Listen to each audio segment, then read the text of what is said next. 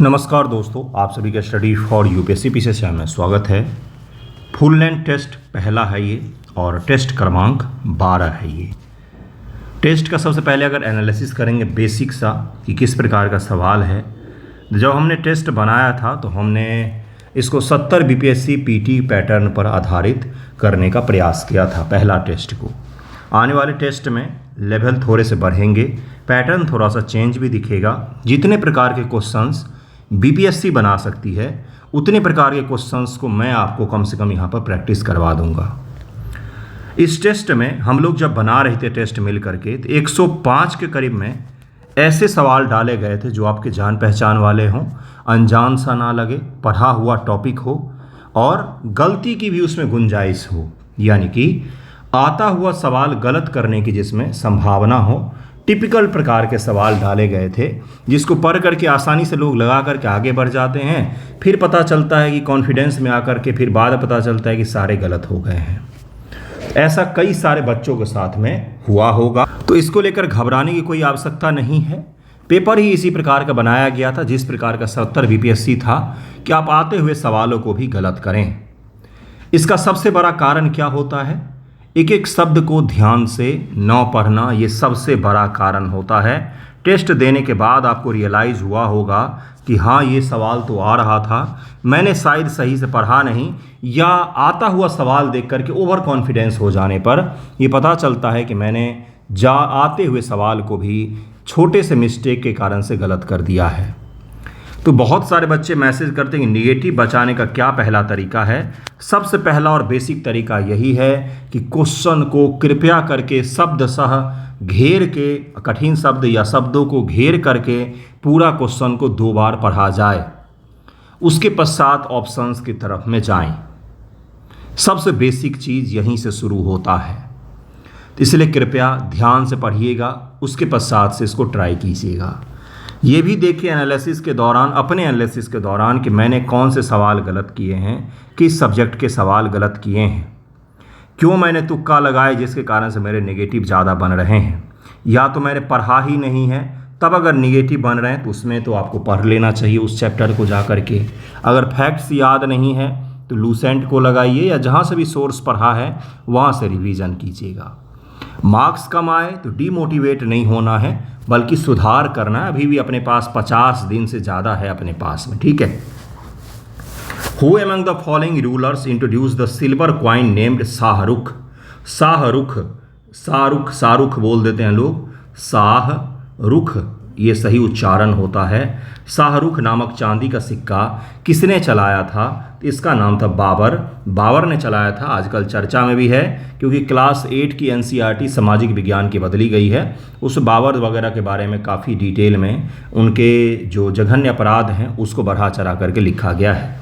तो बाबर था जिसने शाहरुख नामक चांदी का सिक्का चलाया था। प्रीलिम एग्जाम में आपसे ये पूछा जा सकता है कि शाहरुख नामक जो सिक्का था ये किस धातु का बना होता था?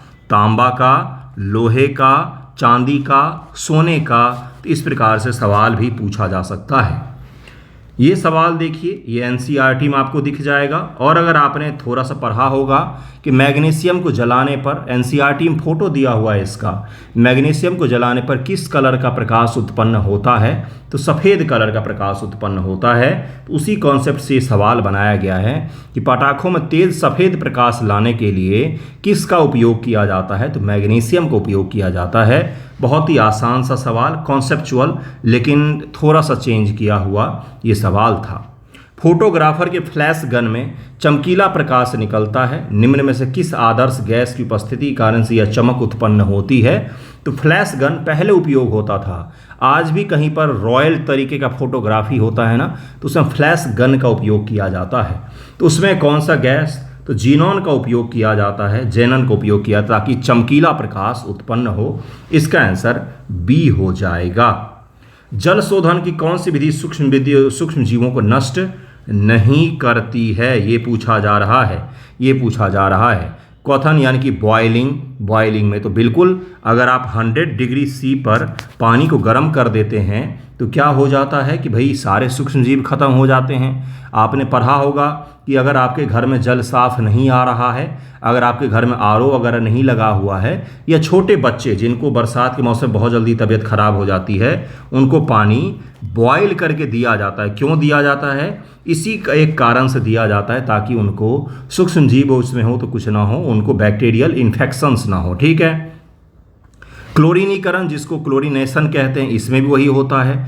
यूवी विकिरण का उपयोग आपने सुना होगा, यूवी फिल्टर या यूवी आरओ सिस्टम घर में लगाया गया है, महंगा आता है ये। तो इन सभी में यही होता है कि अलग अलग विधियों से सूक्ष्म जीवों को मार दिया जाए, लेकिन निस्यंदन यानी कि फिल्ट्रेशन के द्वारा आप उसमें से हेवी मेटल को अलग कर सकते हैं, जो घुलनशील कई सारे प्रकार के अशुद्धियाँ होती उनको अलग से कर सकते हैं, लेकिन बैक्टीरिया को आप फिल्टर के द्वारा अलग नहीं कर सकते। इसका आंसर बी हो जाएगा।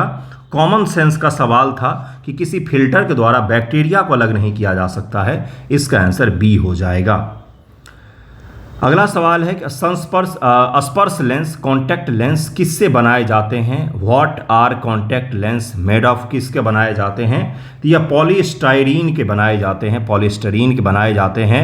आँखों पर लगाया दिया जाता है और इस प्रकार से बनाए जाते हैं कि हमारे आँख को नुकसान भी ना पहुँचाए और दिन भर पहन के रहने पर कुछ आपको पता भी ना चले, महसूस भी ना हो, कोई दिक्कत भी आपको ना हो। इसी प्रकार के चीज़ का, धातु का, इसी प्रकार के एलिमेंट्स का बनाया जाता है। आंखों के कॉर्निया पर लगाए जाने वाले सुधारक लेंस होते हैं या ल्यूसाइड के बनाए जाते हैं। गलती से मैंने पॉलीस्टीरीन बोल दिया, ल्यूसाइड के बनाए जाते हैं, ल्यूसाइड के बनाए जाते हैं। और इसी प्रकार का ये मुलायम सा होता है जिसको आंखों पर आसानी से पहना जा सके। एक पेन ड्राइव है। पेन ड्राइव क्या होता है भाई? तो एक रिमूवेबल सेकेंडरी स्टोरेज डिवाइस होता है। स्टोरेज डिवाइस जो होता है वो मुख्यतः दो प्रकार के होते हैं। स्टोरेज डिवाइस दो प्रकार के, एक होता है प्राइमरी और एक होता है सेकेंडरी। प्राइमरी में जैसे कि रैम, रैंडम एक्सेस मेमोरी, आपने भी फ़ोन लिया होगा, बड़ा सा फ़ोन लेकर बैठे होंगे तो उसमें रैम होता है एक, आपने सुना है क्या? जैसे कंप्यूटर होता है, कंप्यूटर में भी, लैपटॉप में भी रैम मेमोरी होता है, 4 GB, 8 GB। अब तो जो नॉर्मल कंप्यूटर आता है उसमें भी 8 GB का रैम रहता है, नॉर्मल फ़ोन में भी 8 GB का रैम रहता है। तो ये वोलाटाइल मेमोरी होता है, यानी कि प्रोसेस करने के लिए जो प्रोसेसर है वो खास तौर से इस मेमोरी का उपयोग करता है। इसमें चीज़ें आएंगी, परमानेंट स्टोर नहीं होगा, जैसे ही लाइट जाएगी वैसे ही इस मेमोरी के सारी चीज़ें डिलीट हो जाती है, ऑटो डिलीट हो जाती है। वहीं पर सेकेंडरी डिवाइस जो होता है यह आसानी से इसमें से चीज़ों को रिमूव नहीं किया जा सकता है, परमानेंट स्टोरेज के तौर पर काम करता है। अगर आपके कंप्यूटर का डायरेक्ट आप लाइट बंद कर दें तो आपके हार्ड ड्राइव में जो चीज़ सेव है वो चीज़ बंद नहीं होगा। हाँ, कौन सी चीज़ बंद हो जाएगी? अगर आपने कोई फाइल खोला हुआ था तो वो बंद हो जाएगा, अगर आपने कोई विंडो खोला हुआ था तो वो बंद हो जाएगा। वो सब के सब रैम में सेव होते हैं जो तुरंत के लिए होते हैं, जैसे ही आप उनको बंद करेंगे वैसे ही अपने आप ऑटो डिलीट हो जाते हैं। वहीं पर हार्ड डिस्क, SSD, अब तो नए वाले जो शानदार कंप्यूटर होते हैं, अच्छे लैपटॉप होते हैं, उस सभी में SSD ही होता है। SSD, HDD हार्ड ड्राइव की तुलना में सॉलिड स्टेट ड्राइव जो होते हैं ये अच्छे माने जाते हैं, ये बेहतर माने जाते हैं, काफ़ी फास्ट होते हैं, पतला सा भी होता है। CD player, pen drive, DVD player या फ्लॉपी डिस्क, ये सब के सब जो होते हैं ये सब सेकेंडरी स्टोरेज डिवाइस के उदाहरण होते हैं। इसका आंसर C हो जाएगा। निम्न से कौन सा आउटपुट डिवाइस नहीं है? कौन सा आउटपुट डिवाइस नहीं है ये पूछा जा रहा है। तो जो अपना टच स्क्रीन होता है ये दरअसल में इनपुट डिवाइस का काम करता है। इनपुट डिवाइस का काम करता है मेनली, आउटपुट का भी काम करता है। फोटो भी तो आप इस पर देखते हैं, स्क्रीन भी तो है, लेकिन पर्पस मुख्य क्या होता है? तो इनपुट डिवाइस का होता है। टच स्क्रीन एक इनपुट डिवाइस है, आउटपुट डिवाइस इसको नहीं माना जाता है। इसका आंसर क्या हो जाएगा? इंटरनेट कार्य करता है तो इसका आंसर हो जाएगा केवल पैकेट स्विचिंग के आधार पर काम करता है। इसका आंसर बी हो जाएगा। टेलीकॉम प्रणाली ध्वनि संदेशों के लिए सर्किट स्विचिंग का प्रयोग करती है, जबकि इंटरनेट केवल और केवल पैकेट स्विचिंग का प्रयोग करती है। पैकेट स्विचिंग का प्रयोग करके इंटरनेट जो है वो काम करती है। WWW का आविष्कारक कौन है? बिल गेट्स, टिमोथी बिल, ए लिमोंग-लिंगन, ये इनका नाम है। टिम बर्नर्स ली, तो बहुत आसान सवाल, टिम बर्नर्स ली जो हैं 1989 ईस्वी में इन्होंने वर्ल्ड वाइड वेब का आविष्कार किया था। ईथरनेट उदाहरण है किस चीज़ का? तो ये लोकल एरिया इंटरनेट का उदाहरण है। लोकल एरिया नेटवर्क का उदाहरण है। इंटरनेट शब्द मैंने गलत बोल दिया। लोकल एरिया नेटवर्क का ईथरनेट एक उदाहरण होता है। HTTP का पूरा नाम क्या है? तो इसका नाम होता है hyper text transfer protocol. Hyper text transfer protocol इसका उदाहरण होता है, इसका फुल फॉर्म होता है। और अब जो नया चलता है वो कौन सा होता है? HTTPS लगा होता है। जिसमें S ना लगा हो उसको कृपया टच कभी भी ना करें, आपके फ़ोन को, आपके मोबाइल को नुकसान पहुंचा सकता है वो। HTTPS इसका क्या तात्पर्य है? Hyper text transfer protocol, S for secure. ये सिक्योर नेटवर्क होता है, इसीलिए इसमें S लगा होता है। जरूर ही इसको याद रखिएगा, इसका आंसर B हो जाएगा।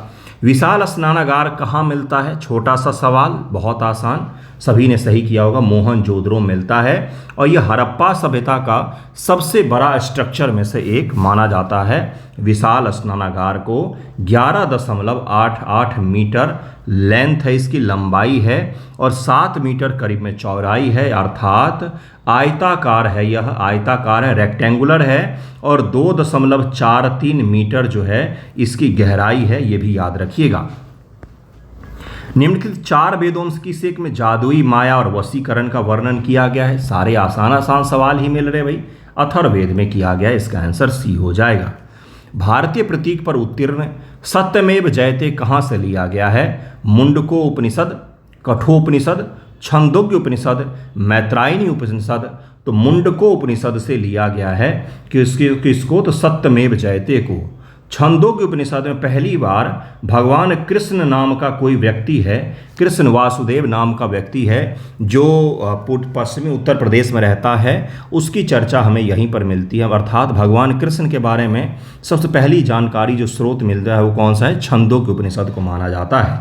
कठोपनिषद में नचिकेता और यम के संवाद हैं, जिसमें आत्मा, परमात्मा, जीवन क्या है इत्यादि सवालों के जवाब दिए जाते हैं यम के द्वारा बालक नचिकेता को। बालक नचिकेता की कहानी आपने पढ़ा होगा, नहीं पढ़ा है तो कृपया करके सर्च करके पढ़ें। भारत के बारे में थोड़ी बहुत तो जानकारी होनी ही चाहिए। निम्न से कौन से तथ्य बौद्ध धर्म और जैन धर्म में समान रूप से विद्यमान हैं? छोटा सा सवाल पूछा गया है, इसमें भी बहुत सारे बच्चों ने गलती कर दी होगी। तप और भोग के अति का परिहार, तो पहला तो गलत ही हो जाएगा भाई, आगे पढ़ना ही नहीं है मुझे, बिल्कुल भी नहीं। जैनिज्म में अतिवाद को जगह दिया गया है, तप और भोग का अतिवाद बताया गया। भाई भूखे रह करके प्राण त्यागते हैं जैन लोग, जिसको संलेखना विधि कहा जाता है। तो बुद्धिज्म में तप और भोग के अति का परिहार किया गया है, जैनिज्म में नहीं किया गया। पहला ही मैं पढ़ूंगा, मैं काट दूंगा, मुझे मेरा आंसर मिल चुका है। 2, 3, 4 मुझे नहीं पढ़ने की आगे ज़रूरत। अगले सवाल पर चले जाएंगे। 2, 3, 4 इसका सही हो जाएगा। वेद प्रमाण के प्रति अनास्था, बिल्कुल सही कहा गया है। और किसको कहा जाता है? नास्तिक बंधुओं। नास्तिक किसको कहा है? जो ईश्वर में विश्वास ना करे, बिल्कुल भी नहीं, वो नहीं। नास्तिक का सही शब्द होता है जो वेदों में विश्वास ना करें, वेदों की परम सत्ता में जो विश्वास नहीं करते हैं, वही नास्तिक कहलाते हैं। नास्तिक धर्म भारत में कुछ हैं, जैसे कि जैन, जैसे कि बुद्ध, जैसे कि चारवाक, ये सब नास्तिक धर्म हैं, ये सब नास्तिक संप्रदाय है, नास्तिक धर्म इनको कहा जाता है। कर्म कांडों की फलता का निषेध बिल्कुल सही है, प्राणियों की हिंसा का निषेध बिल्कुल सही। दोनों धर्मों ने कहा कि प्राणियों की हत्या नहीं करनी चाहिए। महायान बौद्ध धर्म बोधिसत्व अवलोकितेश्वर को और किस अन्य नाम से जाना जाता है? तो उनको पद्मपाणि के नाम से जाना जाता है। सी इसका आंसर हो जाएगा। महावीर की माता लिच्छवी की मुखिया चेटक की पुत्री थी, बिल्कुल भी नहीं, बहन थी। तो पहला गलत हो जाएगा, पहला गलत हो जाएगा, पहला गलत हो जाएगा। बी इसका आंसर हो जाएगा। आगे पढ़ने की ज़रूरत ही नहीं है। ध्यान से अगर पढ़ेंगे, एलिमिनेशन को लगाएंगे तो आप आसानी से हल करते चले जाएंगे सवालों को। अगर आप ज़्यादा टेंशन लेंगे तो सवाल फिर गलत हो जाएगा। इसका आंसर हो जाएगा सी, इसका आंसर बी हो जाएगा। 2 और 3 सही है। गौतम बुद्ध की माता कौशल राजवंश की राजकुमारी थी और 23वें तीर्थंकर पार्श्वनाथ बनारस से थे। ये दोनों के दोनों कथन यहाँ पर सत्य दिए हुए हैं। बी इसका आंसर हो जाएगा।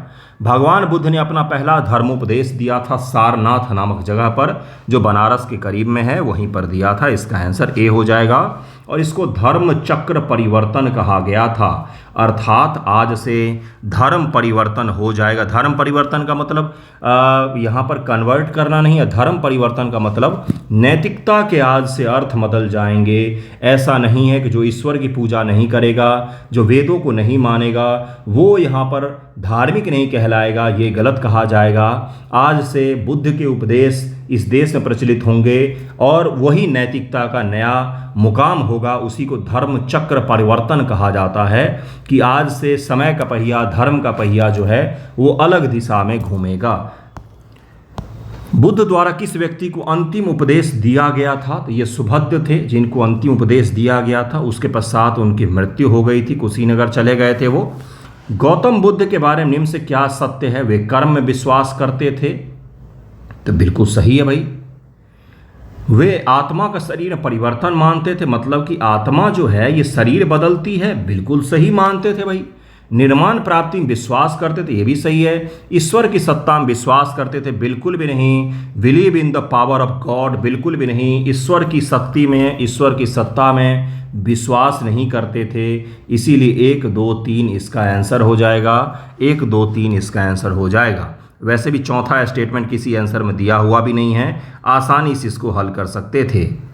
बोधगया में बुद्ध की 80 फुट बड़ी प्रतिमा निर्मित की गई थी। ये जापानियों के द्वारा बनाई गई थी। यह प्रतिमा जापान के जेनका तथा बकुमा प्रोजेक्ट के तहत निहित है। जापान के दाइजोक्यो संप्रदाय के द्वारा इसका निर्माण किया गया था। अगला सवाल है, गौतम बुद्ध को एक देवता का स्थान किस राजा के युग में प्राप्त हुआ? इसका नाम था कनिष्क। कनिष्क के समय में महायान और हीनयान का कंप्लीट डिवीजन हो जाता है। इसके पश्चात से महात्मा बुद्ध जो हैं वो अब देवता बुद्ध बन जाते हैं। इसी समय में गांधार कला शैली विकसित होती है, जहाँ पर यूनानी प्रभाव से भगवान बुद्ध की देवता के अनुसार मूर्तियाँ बनाई जाती है। देवता यूनानी देवताओं से तुलना करके उनकी मूर्तियाँ बनाई जाती है। घुंघराले लंबे बाल बनाए जाते हैं, कंधा और चौड़ा बनाया जाता है, छाती बिल्कुल बॉडी बिल्डर टाइप की दिखाई जाती है, पैर में बिल्कुल बूट पहनाया जाता है। तो जो भगवान बुद्ध की आप इस तरह की मूर्ति देखते हैं, इसमें घुंघराले बाल हैं,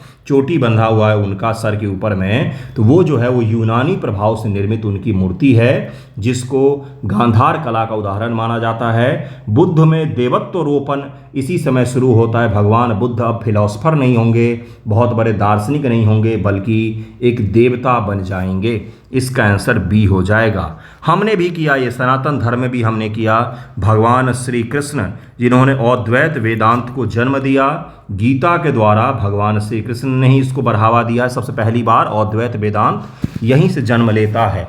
वेदांत दर्शन जिसको कहते हैं, ये वेदांत दर्शन फिलॉसफी की चरम सीमा है, इससे आगे मनुष्य सोच ही नहीं सकता है। तो वेदांत दर्शन जो है उसका जन्म गीता से माना जाता है और गीता का उपदेश भगवान श्री कृष्ण के द्वारा दिया गया, जिनमें हमने देवत्वरोपण कर दिया, हमने उनको देवता बना करके पूजना शुरू कर दिया, जबकि वो बहुत बड़े भारत के फिलॉसफर हुए हैं। इस भारत भूमि में जन्मे हुए सबसे बड़े फिलॉसफर हैं वो, ये जरूर याद रखिएगा।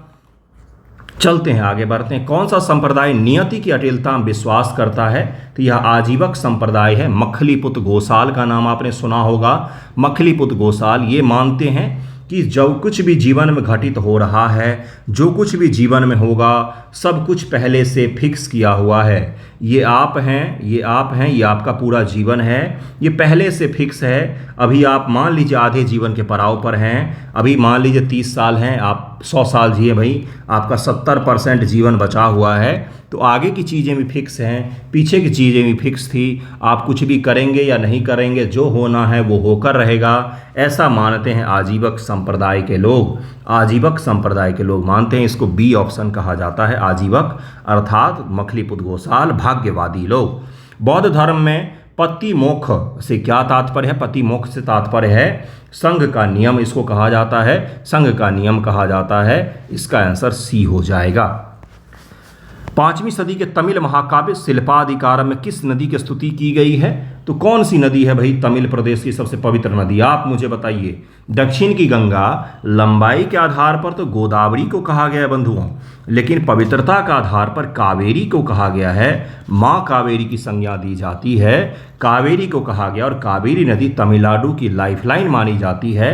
और वहीं पर संगम महाकाव्य शिल्पाधिकारम जो सेकंड संगम में लिखा गया है, सेकंड संगम में शिल्पाधिकारम लिखा गया है, जो कहानी है एक सेलर की, एक बिजनेसमैन की, उसकी पत्नी की, और एक वेश्या की कहानी है, और एक राजा की कहानी है।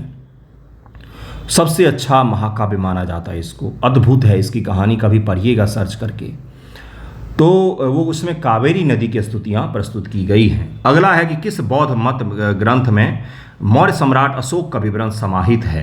तो यह महावंश है। इसको श्रीलंका का इतिहास भी माना जाता है बंधुओं, श्रीलंका का इतिहास भी माना जाता है। महावंश में बौद्ध मत का यह ग्रंथ है। इसमें मौर्य सम्राट अशोक के बारे में भी हमें काफ़ी कुछ मिलता है। इसी में कहा गया कि अशोक पहले बहुत क्रूर हुआ करता था जब वो शैविज्म का पालन करता था, तो शैव धर्म को मानता था, भगवान शिव की पूजा करता था।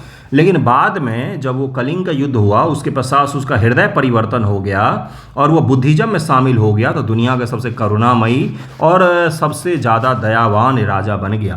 तो बुद्धिज्म को बढ़ा चढ़ा कर दिखाने का प्रयास भी यहाँ पर किया गया है, ये भी याद रखिएगा। अगले सवाल पर चलते हैं। महावंश, दीपवंश, ये सब श्रीलंका के इतिहास की किताबें हैं, इन सभी में अशोक का वर्णन मिलता है। प्राचीन नगर तक्षशिला निम्न में से किसके बीच स्थित था? बहुत छोटा सवाल। सिंधु और झेलम नदी के बीच में स्थित था। वर्तमान पाकिस्तान का जो पेशावर प्रांत है गुरु, वहीं पर है ये। इसका आंसर ए हो जाएगा। पाटलिपुत्र को किस शासक ने सर्वप्रथम अपनी राजधानी बनाया? ध्यान दीजिएगा, राजधानी किसने बनाया? तो यह कौन था? तो इसका आंसर हो जाएगा ए, उदयन था जिसने राजधानी बनाया। उदयन, उसने पहले एक राजधानी राजगृह से राजधानी को स्थानांतरित कर पाटलिपुत्र में शासन करना प्रारंभ किया, जो आगे चलकर मौर्य, शुंग और गुप्त वंश की राजधानी बनी। पटना फेवरेट जगह था कैपिटल के लिए। क्यों भाई? क्योंकि पटना एक जल दुर्ग से घिरा हुआ है। पटना में प्रवेश करना इतना आसान नहीं है गुरु। अब तो आसान है, अब पटना से निकलना बहुत मुश्किल हो जाता है बच्चों के लिए। आ तो जाते तैयारी करने के लिए, उसके बाद फंस जाते हैं कि निकले कैसे यहाँ पर। ये पटना नहीं, इलाहाबाद, दिल्ली जो भी बच्चे रहते हैं उनके साथ ही दिक्कत होता है। गंगा, पुनपुन और सोन नदी के संगम पर यह शहर बसा हुआ है। 3 नदियां इनको 3 तरफ से घेरा हुआ है। इसलिए प्राचीन समय में इतनी हाईटेक टेक्नोलॉजी तो नहीं थी, पुल बनाकर जाएंगे अटैक करने के लिए, इसलिए इसको भेदना बहुत मुश्किल था। बहुत सिक्योर राजधानी इसको माना जाता है। विश्व का पहला गणतंत्र वैशाली में किसके द्वारा स्थापित किया गया? तो ये लिच्छवी लोग थे जिनके द्वारा स्थापित किया गया था। डी इसका आंसर हो जाएगा। मालवा क्षेत्र पर मगध की सत्ता का विस्तार, ये भारत हो गया, भारत भूमि, ये मालवा क्षेत्र है। यहाँ पर मगध है पाटलिपुत्रा में। तो यहाँ से यहाँ तक के क्षेत्र का विस्तार शिशुनाग के समय में हुआ था। मगध के शासक शिशुनाग ने अवंती अर्थात मालवा के शासक को पराजित कर मालवा को मगध साम्राज्य मिला लिया, जिससे मगध का पश्चिम की ओर विस्तार होगा। मत्स्य महाजनपद के अंतर्गत कौन से क्षेत्र शामिल हैं वर्तमान के?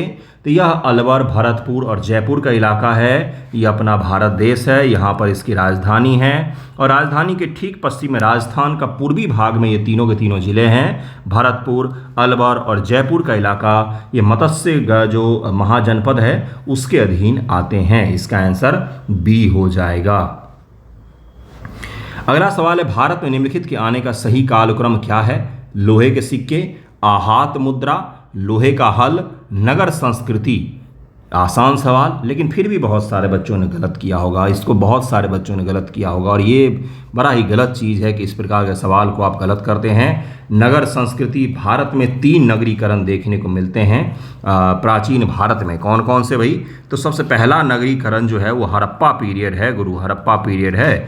द्वितीय नगरीकरण किसको कहा था? जब महाजनपद बड़े बड़े बनते हैं ना, तो 600 ईसा पूर्व जब बुद्ध और जैन घूम रहे हैं, महावीर जैन और महात्मा बुद्ध हैं, उस समय बड़े बड़े नगर देखे जाते हैं। फिर गुप्तों के समय में कुछ नगर बनते हैं। गुप्त मतलब मौर्योत्तर काल में भी बहुत सारे नगर हमें देखने को मिलते हैं, खास तौर से गुप्तों में। तो 3 अगर नगरीकरण प्राचीन भारत में वाकई देखेंगे तो कौन कौन सा है? हड़प्पा के समय में है, एक महाजनपद के काल में, गुप्तों के पीरियड में हमें नगर देखने को थोड़े बहुत मिलते हैं। उस समय पाटलिपुत्र कमजोर जरूर हो जाता है। हर्षवर्धन के आते आते पाटलिपुत्र बिल्कुल ही कमज़ोर हो जाता है। जब ह्वेनसांग भारत आता है तो ह्वेनसांग बोलता है कि पाटलिपुत्र में कुछ भी नहीं है, पाटलिपुत्र शहर लगभग में उजड़ गया है, ऐसा उसका कहना था। तो महाजनपद काल जो है द्वितीय नगरीकरण है, बुद्धिज्म का समय, और प्रथम नगरीकरण है हड़प्पा का पीरियड। तो इसका आंसर हो जाएगा सबसे पहले भारत में नगर का युग आएगा, अर्थात सबसे पहले कौन सा आ जाएगा, 4 सबसे पहले आ जाएगा। नगर के बाद लोहे का युग कौन सा आ जाएगा, तो वैदिक काल जो है इसको लोहे का युग कहा जाता है। हड़प्पा के बाद वैदिक काल ही तो आता है, तो 4 के बाद 3 आ जाएगा। उसके पश्चात से क्या आ जाएगा भाई, तो आहत मुद्रा आ जाएगा, आहत मुद्रा आ जाएगा। फिर लोहे के सिक्के बाद में आएंगे। तो इसका आंसर हो जाएगा 4 3 2 1, इसका आंसर हो जाएगा डी, इसका आंसर हो जाएगा। चालुक्य, होयसल, राष्ट्रकूट और चोल, आसान सवाल, इनको मैच कर सकते थे आप लोग। यहाँ पर इंग्लिश में एक मिसटाइप हो गया था, बाद में मैंने देखा जब टेस्ट दे दिया उसके पश्चात, ठीक है, इतना 1-2 गलती चलता है गुरु। मान्यखेत, वातापी, तंजौर और द्वार समुद्र। तो मान्यखेत किसकी राजधानी थी भाई, तो राष्ट्रकूटों की राजधानी थी। चालुक्यों की राजधानी क्या थी, तो वातापी के चालुक्य। होयसलों की राजधानी क्या थी, तो द्वार समुद्र होयसलों की राजधानी थी। राष्ट्रकूटों की कौन सी होगी, तो मान्यखेतों के चोलों का तंजौर है, तंजावुर जिसको कहा जाता है। इसका आंसर सी हो जाएगा। आसान सवाल, बहुत सारे बच्चों ने गलत किया होगा। निम्नलिखित युद्धों को ऐतिहासिक क्रमानुसार व्यवस्थित कीजिए। कुछ दिन पहले ही मैंने पढ़ाया है, लेकिन फिर भी बच्चों ने गलत किया होगा। पिंडारी का युद्ध, चिलियावाला का युद्ध, वांडीवॉस का युद्ध, सेंट थोमे का युद्ध, कुछ दिन पहले ही मैंने चीख कर पढ़ाया था। 4 3 2 1, इसका आंसर हो जाएगा। सेंट थोमे 1748, वांडीवॉस 1760, चिलियावाला 1849 और पिंडारी का युद्ध 1817 ईस्वी में हुआ था। अगला सवाल है, poverty and un British rule in India नामक पुस्तक किसने लिखी है, दादा भाई नेहरूजी ने लिखा है। ये तो सबसे आसान सवाल था आज के पेपर का। प्रथम भारतीय रियासत जिसने भारत संघ में विलय के लिए इंस्ट्रूमेंट ऑफ एक्सेशन पर हस्ताक्षर किए थे, तो ये रियासत था कौन सा, बीकानेर ये रियासत था जिसने भारत संघ में शामिल होने के लिए सबसे पहले बोला था कि हम शामिल होंगे। भारत के राजस्थान राज्य का ये राज्य है, ये रियासत था। मराठा संघ के संदर्भ में निम्नलिखित में से सत्य कथन को चुनिए। राजा राम ने एक नया पद सेना करता अर्थात सेना को संगठित करने वाला का गठन किया था। यह सवाल उतना आसान कतई नहीं है। साहू जी ने अपने काल में एक नया पद प्रतिनिधि का गठन किया, तो बिल्कुल इसका आंसर डी हो जाएगा। प्रतिनिधि का गठन राजा राम ने किया था और सेनाकर्ता का गठन साहू महाराज ने किया था। इसका आंसर डी हो जाएगा। 1708 में साहू महाराज का मतलब कि राज्याभिषेक होता है और 1689 ईस्वी में राजा राम का राज्याभिषेक होता है, तो इसका आंसर डी हो जाएगा। All India depressed class association के प्रथम अध्यक्ष कौन थे, तो बहुत सारे बच्चों ने BR अम्बेडकर जी को मारा होगा। MC राजा जो हैं वो इसके प्रथम अध्यक्ष थे। अध्यक्ष पूछा गया है आपसे, MC राजा इसके प्रथम अध्यक्ष थे। Depressed class association watch MC राजा, फर्स्ट प्रेसिडेंट जो थे all India depressed class association के, वो MC राजा थे। आर्य समाज आंदोलन किस पर विश्वास करता था, तो इसका आंसर हो जाएगा वैदिक कर्मकांडों पर विश्वास करता था। मूर्ति पूजा, बहुदेववाद, जिसको क्या कहा है था, सर्वेश्वरवाद, तो इसका आंसर हो जाएगा डी, वैदिक कर्मकांड पर विश्वास करता था। और वेदों में मूर्ति पूजा का उल्लेख नहीं है गुरु।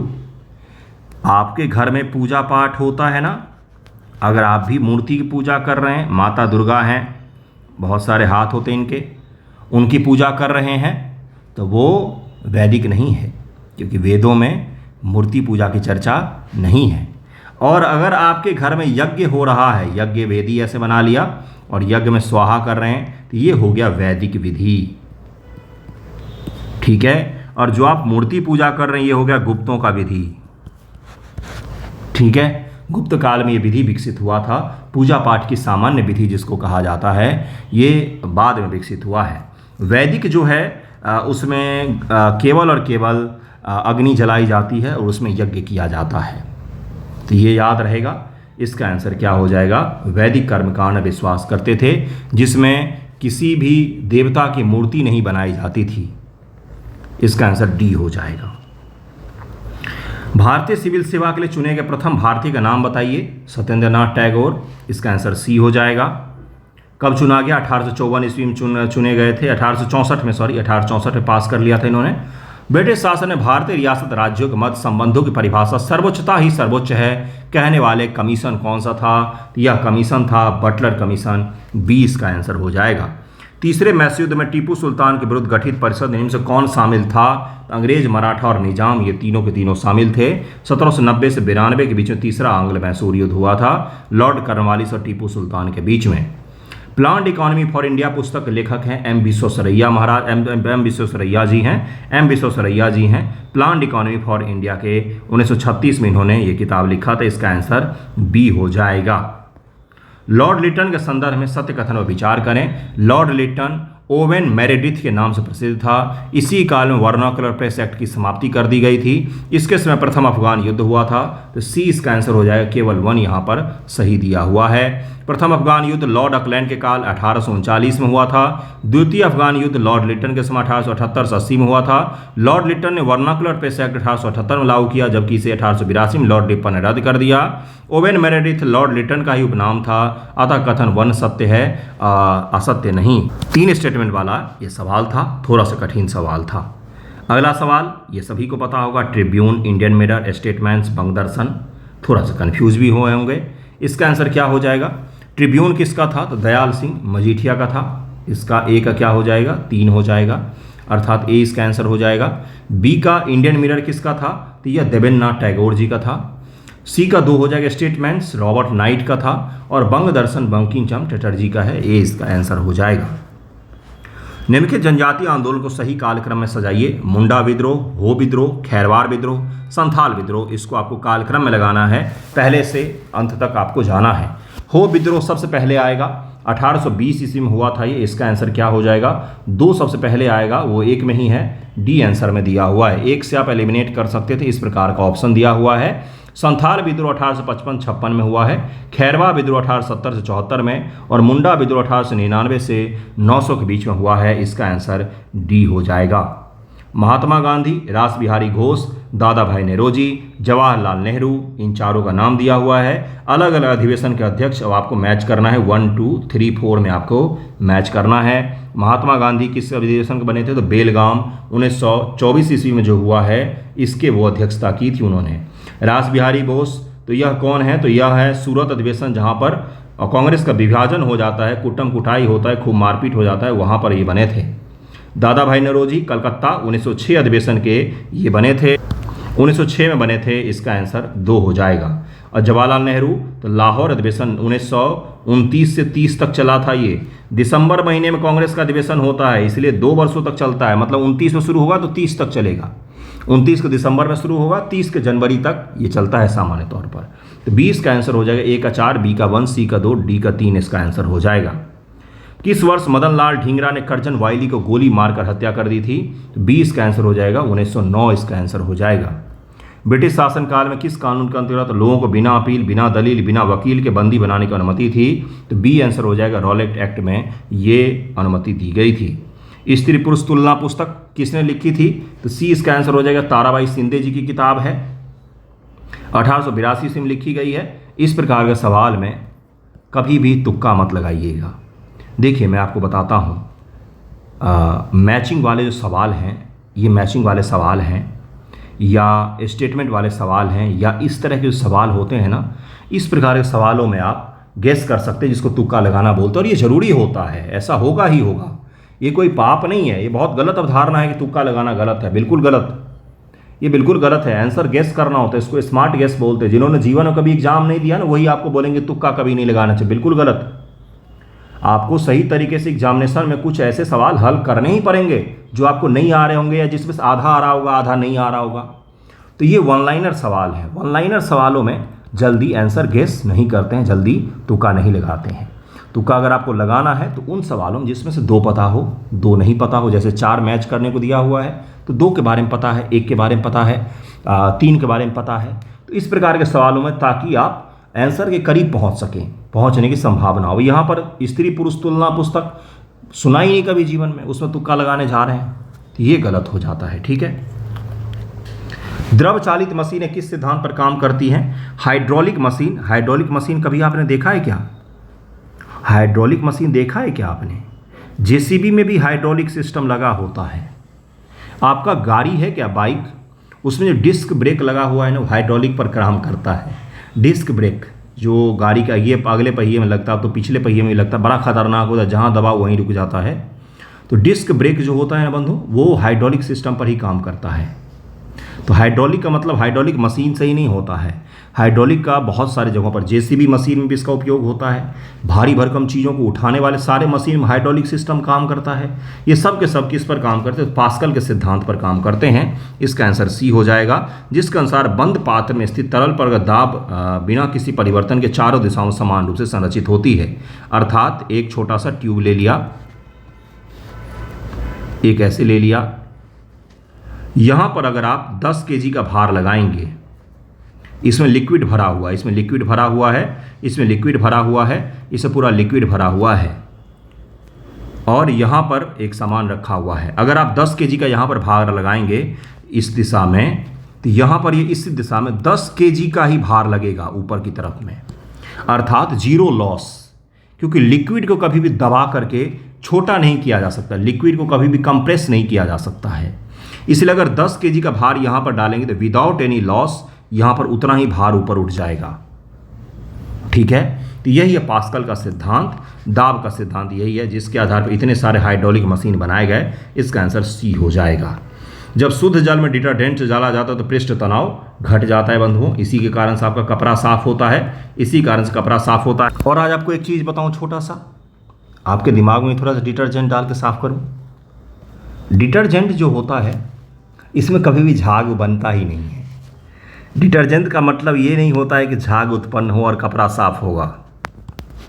भारतीय लोगों की मानसिकता देखिए कि जिस साबुन से ज़्यादा झाग बनता है, जिस डिटर्जेंट से ज़्यादा झाग बनता है, जिस टूथपेस्ट से ज़्यादा झाग बनता है, वो ज़्यादा साफ करता है। डिटर्जेंट कोई भी ऐसा अच्छा नहीं होगा जिसमें बहुत ज़्यादा झाग बनेगा। आपको पता है कि डिटर्जेंट में ज़्यादा से ज़्यादा झाग बने, इसके लिए अलग से केमिकल मिलाया जाता है, जिसको कहा था sodium lauryl sulphate. Sodium lauryl sulphate नाम का एक होता है, जिसको मिलाया जाता है डिटर्जेंट में, ताकि ज़्यादा से ज़्यादा झाग उत्पन्न हो। सल्फेट ऑफ सोडियम को मिलाया जाता है ताकि ज़्यादा से ज़्यादा झाग उत्पन्न हो। तो जो टीवी पे प्रचार देखते हैं आप कि ज़्यादा झाग देता है थोड़े से सर्फ में ही, उसका ये मतलब नहीं होता। डिटर्जेंट और झाग मिलाने वाला केमिकल दो अलग अलग चीज़ हैं, दोनों को मिला करके एक किया जाता है, उसके पश्चात से ये भारत में बेचा जाता है। कोई ऐसा ज़रूरी नहीं कि महंगा डिटर्जेंट है, बहुत सारा झाग दे रहा है, तभी वो अच्छा होगा। चलिए आगे बढ़ते हैं। पुराने ज़माने में जब इतना सर्फ नहीं हुआ करता था, इतना सर्फ डिटर्जेंट नहीं होता था, तो पूछिएगा अगर घर में कोई बूढ़े लोग हों तो किस प्रकार से सोडा डाल करके कपड़े को साफ़ कर लेते थे वो।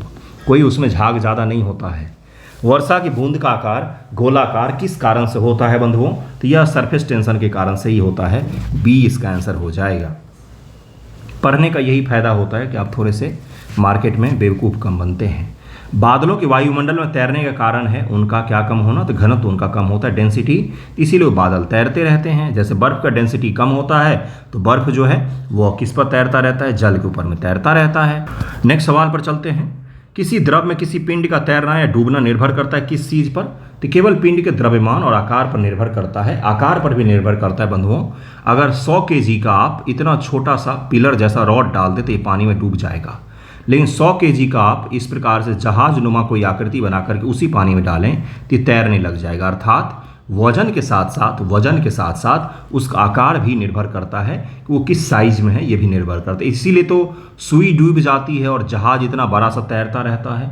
क्यों भाई? क्योंकि इसी कारण से, उत्प्लावन का बल के कारण से ही। ठोस की अपेक्षा द्रव का प्रसार गुणांक मापने में कठिनाई क्यों होती है? इसका आंसर गर्म करने पर उसके पात्र का भी प्रसार हो सकता है, इसी कारण से उसका गुणांक मापने में कठिनाई होती है।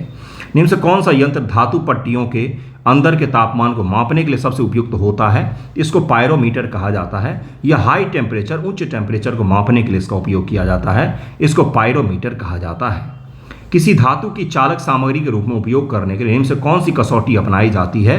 तो अधिक विशिष्ट ऊष्मा की तकनीक, हाई स्पेसिफिक हीट की तकनीक को अपनाया जाता है। इसका आंसर सी हो जाएगा। निम्न से कौन सा युग्म गलत दिया हुआ है? तो मीनाम का मैदान इंडोनेशिया, ये गलत दिया हुआ। मीनाम का मैदान थाईलैंड में है और यह नया सवाल नहीं है। इससे पहले मैं ये सवाल पूछ चुका हूँ आप ही लोगों के टेस्ट में। अगर आपने फिर से गलती की है तो बहुत गलत चीज़ है ये। इसका आंसर बी हो जाएगा। ये सारा सवाल, ये जो सवाल है इसके सारे ऑप्शंस मैंने एक एक करके अलग अलग सवालों मैंने करवाए हैं। फिर भी आपने अगर गलत किया है तो यानी कि आपने टेस्ट को रिवाइज नहीं किया था। वित्तीय वर्ष 23-24 में बिहार का राजकोषीय घाटा कितना है? तो 35,660 करोड़, बिल्कुल करवाया हुआ सवाल। इसका आंसर बी हो जाएगा। वित्तीय वर्ष 24-25 में बिहार का अनुमानित कुल व्यय कितना है? तो बी आंसर हो जाएगा। 2.79 लाख करोड़ रुपये अनुमानित है। इसका आंसर बी हो जाएगा। निम्न कथनों में सत्य कथन को चुनिए। कुर्दिस्तान पर्वत ईरान में स्थित है। भाई कुर्दिस्तान तो आईएस ने अटैक किया था तो कुर्द लोगों को मार रहा था, ये तो पढ़ा था। तो कुर्दिस्तान तो ईरान में कैसे होगा? इराक में होगा ये तो पहला तो गलत ही हो जाएगा। दूसरा सही है। फ्यूजियामा जापान का सबसे बड़ा पर्वत है और फ्यूजियामा ज्वालामुखी पर्वत है। माउंट जो है माउंट फ्यूजियामा, यह एक ज्वालामुखी पर्वत है, ये भी याद रखिएगा। देश और राजधानी बुरुंडी बुजुम्बरा, बिल्कुल सही है। बोत्सवाना गैबरोन सही है। गैबोन मालावो गलत दिया हुआ है। सियरा लियोन फ्री टाउन सही है। जो गैबोन है इसकी राजधानी है लिब्रेविल है और जो मालावो है यह गुएना के कैपिटल है। मिस टाइप है यहाँ पर बंधुओं, मिस टाइप है। गुएना जो है यह किसका है? तो यह है आपका गुएना की कैपिटल है मालाबो है। और लिब्रेविल जो है यह गैबोन का कैपिटल है। लिब्रेविल जो है यह गैबोन का कैपिटल है लिब्रेविल। और मालाबो जो है यह गुएना का कैपिटल है मालाबो याद हो जाना चाहिए, इसीलिए इतनी बार बोल रहा हूँ। गुएना कैपिटल है और लिब्रेविल है। लिब्रेविल ये किसका है? तो यह है आपका गैबोन का कैपिटल। इसका आंसर सी हो जाएगा। इनमें से कौन शैडो बैंकिंग से संबंधित नहीं है? Mutual funds, hedge funds, private equity, NBFC. तो एनबीएफसी इससे संबंधित नहीं है। इसका आंसर सी हो जाएगा। कॉल मनी मार्केट से क्या तात्पर्य होता है? तो एक दिन की अवधि के लिए बैंकों के आंतरिक स्तर पर ऋण लेना और उधार देना, यह कॉल मनी मार्केट कहलाता है बंधुओं। लाफर वक्र संबंध दर्शाता है किसके किसके बीच में? तो कर का दर और कर राजस्व का दर। कर कितना आपने लगाया हुआ है, कर कितना % आपने लगाया हुआ है और कर से आपने कितना रेवेन्यू जनरेट किया है, उन दोनों के बीच संबंधों को दर्शाता है कौन सा वक्र? तो लाफर वक्र दर्शाता है। किस प्रकार से कर बनता है? तो बहुत आसान है। देखिए ये क्या है? ये टैक्स रेट है, ठीक है बंधुओं, और यह रेवेन्यू जनरेटेड बाय टैक्स। तो शुरुआत में होता क्या है? टैक्स का रेट जब बढ़ता है तो रेवेन्यू बढ़ता रहता है, लेकिन एक पीक पॉइंट आता है जहां पर जिससे ज़्यादा अगर टैक्स का रेट होता है तो फिर काला धन बढ़ने लग जाता है। उस देश में लोग टैक्स छुपाने लग जाते हैं। देखिए टैक्स रेट तो बढ़ ही रहा है लेकिन रेवेन्यू आपको दिखेगा कि यहाँ पर कम हो गया, यहाँ पर दिखेगा कि टैक्स रेवेन्यू कम हो रहा है, यहाँ पर देखिएगा कम हो रहा है। यहाँ पर पीक था, इसके पश्चात से रेवेन्यू जो है वो कम होना शुरू हो गया। क्यों? क्योंकि टैक्स रेट फिर भी बढ़ाया ही जा रहा है, यानी कि लोग फिर टैक्स देने के लिए तो उत्साहित हो सकते हैं, जैसा कि वर्तमान भारत में हो रहा है। अतिशय टैक्सेशन है। टेस्ला की कार, जो कार अमेरिका में 31 लाख की बिकती है, भारत में उस पर 29 लाख रुपए का टैक्स लगाया गया है। भारत में 61 लाख रुपए के करीब में बिकेगा। बिल्कुल सही सुन रहे हैं आप, 29 लाख का। अभी उसमें छोड़ दीजिए बाकी चीज़ों को। कौन सी बाकी चीज़ें? भाई टोल टैक्स तो वो देगा ही अभी सड़क पर चलने के लिए। टोल टैक्स से उसको छुटकारा थोड़ी नहीं मिला है। उसको तो अभी 29 लाख गाड़ी खरीदते समय टैक्स देना है। 29 लाख में तो एक और कार ले आएगा वो घर पे। तो इसका आंसर क्या हो जाएगा? बी इसका आंसर हो जाएगा। निम्न से क्या जीडीपी में शामिल नहीं होगा? तो इसका आंसर हो जाएगा सी 2 और 3। मध्यवर्ती वस्तुओं का मूल्य और उपभोग की गई वस्तुओं का विक्रय, ये शामिल नहीं होता है। इसका आंसर 2 और 3 हो जाएगा। मौद्रिक नीति समिति के लिए गठन के लिए सिफारिश किसने की थी? तो उर्जित पटेल समिति ने किया था एमपीसी के लिए। ट्राइफेड संबंधित है, जनजाति सहकारी वितरण संबंधित है। 1987 में इसकी स्थापना की गई थी। इनमें से कौन सा गलत दिया हुआ है? तो अपस्फीति से निपटने के लिए आरबीआई को महंगी मौद्रिक नीति अपनानी चाहिए। अपस्फीति से निपटने के लिए आरबीआई के रेपो दरों में कमी करनी चाहिए, नहीं बढ़ाना चाहिए, रेपो दरों को बढ़ाना चाहिए। इसका आंसर क्या हो जाएगा? बी इसका आंसर हो जाएगा। अपस्फीति की स्थिति में बाजार में मुद्रा की कमी हो जाती है, इसे दूर करने के लिए आरबीआई को सस्ती मौद्रिक नीति अपनानी पड़ती है। सॉरी, मैंने उल्टा बोल दिया था, जिसके कारण से रेपो दरों में कटौती करनी पड़े ताकि बैंकों को सस्ते ऋण मिले और मुद्रा प्रवाह देश में बढ़ सके। अपस्फीति यानी कि मुद्रास्फीति का उल्टा, चीज़ें बहुत ज़्यादा डिमांड में नहीं आ रही हैं। मुद्रास्फीति का मतलब महंगाई होता है, तो उसका ठीक अपोजिट हो जाएगा। तो अपस्फीति की स्थिति में स्थिति में क्या होता है कि देश में इंडस्ट्री जो है वो डीमोटिवेट होने शुरू हो जाते हैं। इसके कारण से आरबीआई क्या करेगा, रेपो दरों में कमी कर देगा, जिससे ज़्यादा से ज़्यादा लोग ऋण ले जाएं, ज़्यादा से ज़्यादा खर्चा करें। खर्चा करने से डिमांड बढ़ेगा, डिमांड बढ़ने से इकॉनमी में फिर से अपस्फीति की समस्या दूर हो सकती है। तो डिमांड को इंक्रीज करना है हमें, इसका आंसर बी हो जाएगा। मैंने गलत बोल दिया था, इसका आंसर बी हो जाएगा। यदि किसी वस्तु की एक मात्रा प्राप्त करने की दूसरी वस्तु कुछ मात्रा को छोड़ना पड़े तो यह अवसर लागत कहलाता है, अपॉर्चुनिटी कॉस्ट कहलाता है। वह स्थिति जब अर्थव्यवस्था में राजकोषीय नीति के कारण ब्याज दरों में बढ़ोतरी होती है तथा निजी व्यय और निवेश में गिरावट आ जाती है। यानी कि आप जो व्यय कर रहे हैं और जो कंपनियां निवेश करना चाहती हैं, कोई उद्योगपति निवेश करना चाहता है, वो अगर कम हो गया तो इसको क्या कहा जाता है, इसको क्राउडिंग आउट कहा जाता है। इसका आंसर बी हो जाएगा।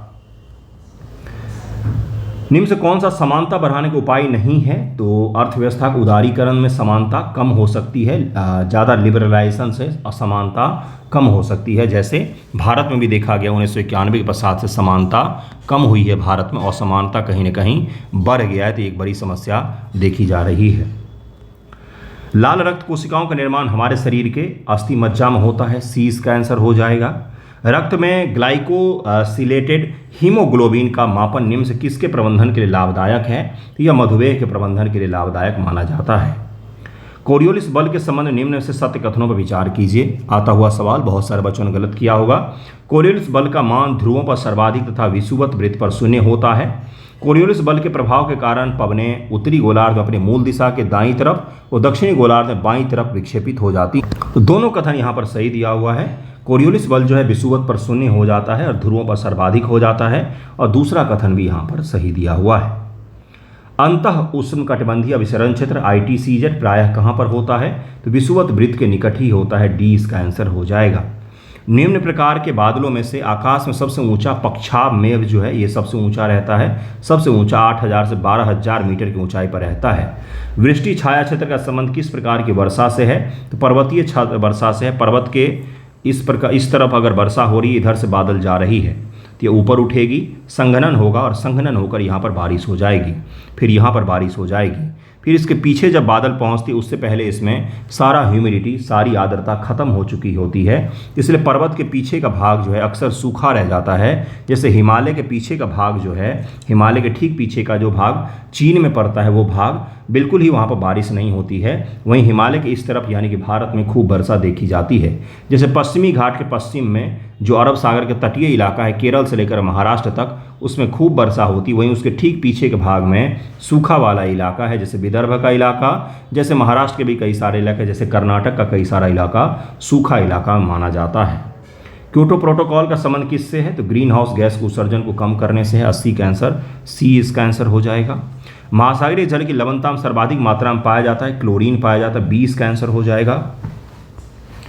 मानसून भारत की कृषि अर्थव्यवस्था का आधार है। भारत में अधिकांश खेती वर्षा आधारित है और सिंचाई सुविधाएं भी सीमित हैं, तो इसका आंसर हो जाएगा कि दोनों सही है, कारण कथन की सही व्याख्या भी करता है। दोनों सही और कारण कथन की सही व्याख्या भी करता है, बिल्कुल सही यहाँ पर दिया हुआ है। निम्न से विश्व में सर्वाधिक ऊंचा ज्वार भाटा कहाँ पर आता है? तो यह फंडी की खाड़ी में आती। बहुत बार ये सवाल आया आपके टेस्ट में, ये गलत नहीं होना चाहिए। निम्न से कौन सी गर्म जल धारा है बंधुओं? गल्फ स्ट्रीम की धारा, कनारी की धारा, बेंगुला की धारा, फॉकलैंड की धारा। तो ये इसका आंसर हो जाएगा। गल्फ स्ट्रीम की धारा जो है ये गर्म धारा है, बाकी सभी की सभी ठंडी जल धाराएँ हैं। कनारी, बेंगुला और फॉकलैंड सभी की सभी ठंडी जल धाराएँ हैं। ओके, नेक्स्ट सवाल पर चलते हैं कि Gulf Stream, Humboldt, Agulhas, Falkland, हिंद महासागर, प्रशांत महासागर, उत्तरी अटलांटिक महासागर, दक्षिणी अटलांटिक महासागर। तो गल्फ स्ट्रीम जो है उत्तरी अटलांटिक महासागर में है, हम्बोल्ट प्रशांत महासागर में, अगुल्हास हिंद महासागर में और फॉकलैंड दक्षिणी अटलांटिक महासागर बहती।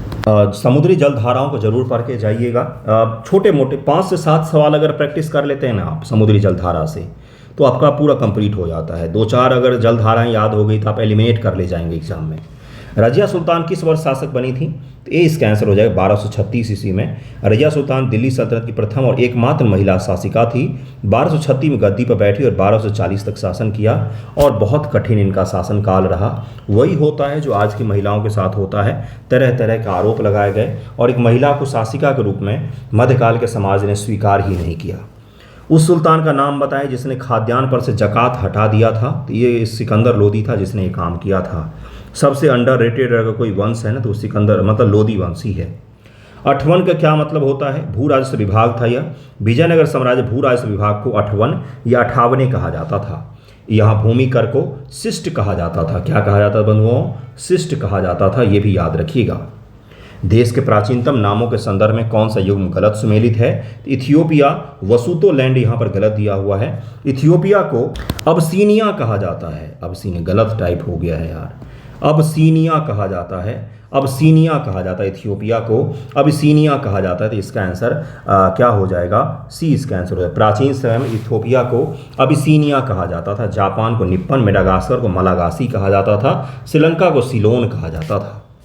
दक्षिण अफ्रीका की विधायी राजधानी कौन सी है? तो केप टाउन है। केप टाउन विधायी है, प्रिटोरिया प्रशासनिक है और ब्लोमफॉन्टेन जो है यह न्यायिक राजधानी है उसकी। सर्वाधिक अस्थायी परितंत्र कौन सा होता है? तो महासागर का परितंत्र जो है सबसे स्टेबल, सबसे ज़्यादा कांस्टेंट इसको इकोसिस्टम माना जाता है। बच्चों में ब्लूबेरी सिंड्रोम नाइट्रेट की अधिकता के कारण से बीमारी होता है, ये तो सबको पता होगा।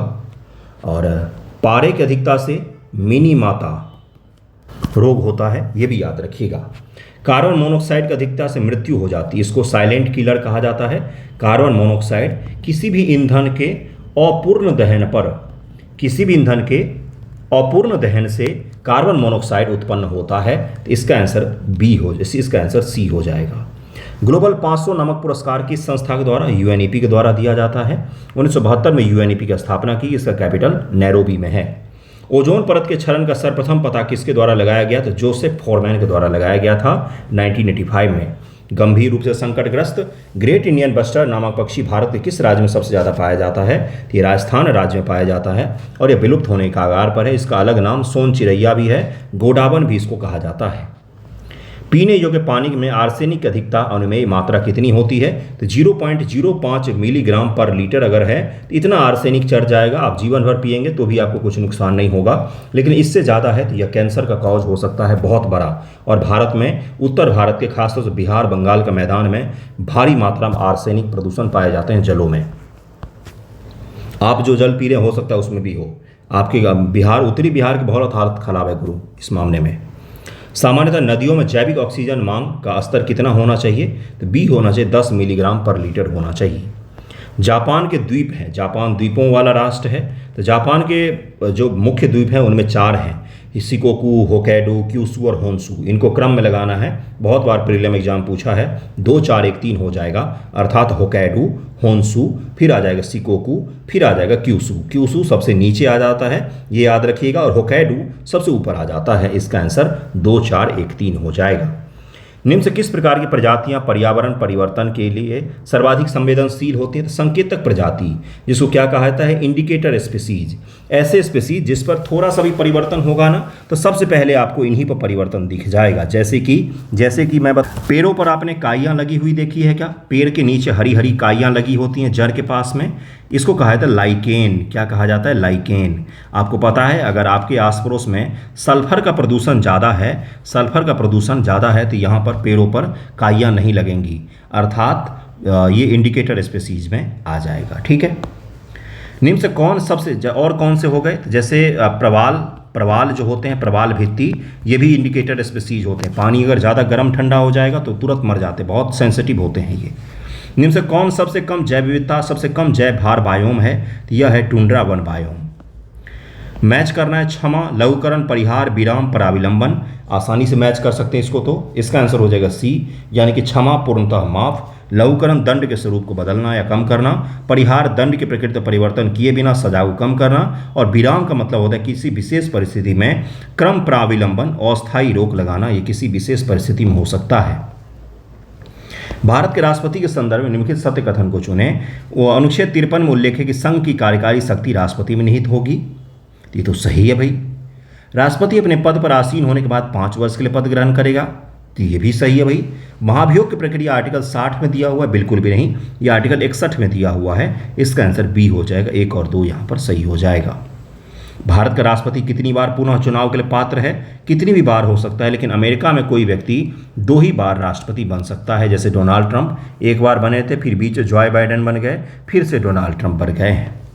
भारत में न्यायिक पुनरावलोकन का आधार क्या है? तो कानून द्वारा स्थापित प्रक्रिया है, यही न्यायिक पुनरावलोकन का आधार माना जाता है। वैसे न्यायिक पुनरावलोकन हर उस संविधान का हो सकता है जो संविधान लिखित है, वहाँ पर न्यायालय को अपने आप ही शक्तियाँ प्राप्त हो जाती है जुडिशियल रिव्यू करने का। सामुदायिक विकास कार्यक्रम 1952 में शुरू किया गया था। एक उच्च न्यायालय के न्यायाधीश अपना त्यागपत्र किसको? राष्ट्रपति को देता है अपना त्यागपत्र। ए इसका आंसर हो जाएगा। 62 वर्ष की आयु तक अपने पद पर रह सकते हैं वो। भारत के प्रथम विधि विश्वविद्यालय का स्थापना 1987 में बेंगलोर में किया गया था। भारत के प्रथम विधि विश्वविद्यालय नेशनल लॉ कॉलेज जो है यह बेंगलोर में स्थित है। संविधान मंत्रिमंडल शब्द का प्रयोग एक ही जगह किया गया है, कहाँ पर? तो जहाँ पर आपातकाल की बात आई है कि आपातकाल के लिए मंत्रिमंडल का सुझाव लिया जाएगा, तो अनुच्छेद 356 में किया, अनुच्छेद 352 में किया गया है, राष्ट्रीय आपातकाल में किया गया है। वर्तमान लोकसभा में प्रत्येक राज्यों के लिए स्थानों का आवंटन 1971 की जनगणना के आधार पर किया गया है। भारतीय संविधान किस अनुच्छेद के अंतर्गत लोकसभा में अनुसूचित जातियों का आरक्षण का प्रावधान है? तो आर्टिकल 330 के तहत में ये प्रावधान किया गया है। स्वतंत्र भारत की अर्थव्यवस्था के संदर्भ निम्न से कौन सी एक सर्वप्रथम घटित होने वाली घटना थी? तो बैंकिंग रेगुलेशन एक्ट का आना ये सबसे पहली घटना थी। यह 1949 में ही आ गया था। एसबीआई का राष्ट्रीयकरण 1955 में हुआ है। पहली पंचवर्षीय योजना 1951 से शुरू हुआ है और एलआईसी का राष्ट्रीयकरण 1956 में किया गया है। इकोनॉमिक हिस्ट्री ऑफ इंडिया सवाल है, किस पंचवर्षीय योजना के दौरान आपातकाल लगाया गया था? नए चुनाव हुए थे और जनता पार्टी चुनी गई थी, तो 20 का आंसर हो जाएगा। 5वीं जो पंचवर्षीय योजना जो है उसी के दौरान ये सारी घटनाएं घटित हुई थी। योजना आयोग के संदर्भ में सत्य कथन को चुने। द्वितीय पंचवर्षीय योजना में भारी उद्योग की स्थापना पर बल दिया गया। तृतीय पंचवर्षीय योजना ने औद्योगिकरण की नीति के रूप में आयात प्रतिस्थापन की अवधारणा को प्रारंभ किया। इसका आंसर हो जाएगा पहला सही है। आयात प्रतिस्थापन चौथे पंचवर्षीय योजना में शुरू किया गया था। इसका तात्पर्य है कि केवल उन्हीं वस्तुओं का आयात किया जाए जो अति आवश्यक हों, जिनसे भारत में कुछ सृजित किया जा सके। बाकी वस्तुओं के जितना ज़्यादा आयात को हम कम कर सकें हम करेंगे। देश में आत्मनिर्भरता को बढ़ाने का इस प्रयास को किया गया था। चौथी पंचवर्षीय योजना, इसको जरूर याद रखिएगा। निम्न से कौन कौन वित्त आयोग के द्वारा की गई प्रत्येक संस्तुति को संसद के प्रत्येक सदन के समक्ष रखवाएगा? तो यह राष्ट्रपति के जिम्मा होता है। इसका आंसर ए हो जाएगा। निम्न से कौन एक संघीय बजट की तैयारी और उसे संसद में पेश करने के लिए उत्तरदायी है? तो आर्थिक कार्य विभाग जो है वित्त मंत्रालय, उसके उत्तरदायी तो होते हैं ये। फरवरी 2006 में प्रभावी हुए SEZ यानी कि स्पेशल इकोनॉमिक जोन 2005 के अधिनियम जो हैं, इसके कौन कौन से उद्देश्य थे? तो अवसंरचना सुविधा का विकास, विदेशी स्रोत से निवेश को प्रोत्साहित करना, केवल सेवा क्षेत्र बिल्कुल नहीं, सेवा निर्माण, विनिर्माण यानी कि सेकेंडरी और टर्सरी दोनों सेक्टर को शामिल किया गया था इसमें। इसका आंसर हो जाएगा 1 और 2 यहाँ पर सही है। अगला जो सवाल है वो है कि निम्न में से एनर्जी स्टैटिक्स रिपोर्ट, तो यह रिपोर्ट राष्ट्रीय सांख्यिकी संगठन के द्वारा जारी किया जाता है। अगला सवाल है कि भारत की पंचवर्षीय योजना के संदर्भ में औद्योगिकरण के लक्ष्य परिवर्तन के अंतर्गत भारी उद्योग का महत्व कम करते हुए आधारभूत संरचनाओं पर बल देने की शुरुआत किस पंचवर्षीय योजना से हुई? तो 8वीं पंचवर्षीय योजना थी, जिसके दौरान आधारभूत जो इंफ्रास्ट्रक्चर है उसको पहले इंप्रूव करने की कोशिश की गई थी। सरकार के निम्न कार्यों में से आर्थिक मंदी के संदर्भ में कौन सा कार्य राजकोषीय प्रोत्साहन पैकेज का भाग माना जा सकता है? तो यह जो है कर दरों में कटौती करना और सरकारी व्यय को बढ़ाना, यह राजकोषीय प्रोत्साहन का भाग माना जाता है, जिससे देश में डिमांड बढ़ सकता है। कर कम लेंगे लोगों से और सरकारी व्यय को बढ़ा देंगे, जैसे कि बोनस देंगे लोगों को, जैसे कि वेतनमान को बढ़ा देंगे, इससे सरकार का खर्च बढ़ेगा, तो लोगों के पास में पैसा आएगा, लोग डिमांड ज़्यादा मतलब कि खरीदेंगे ज़्यादा, जिससे मार्केट में डिमांड होगा। तो राजकोषीय नीति को प्रोत्साहन देने के लिए ये कोशिश किया जा सकता है।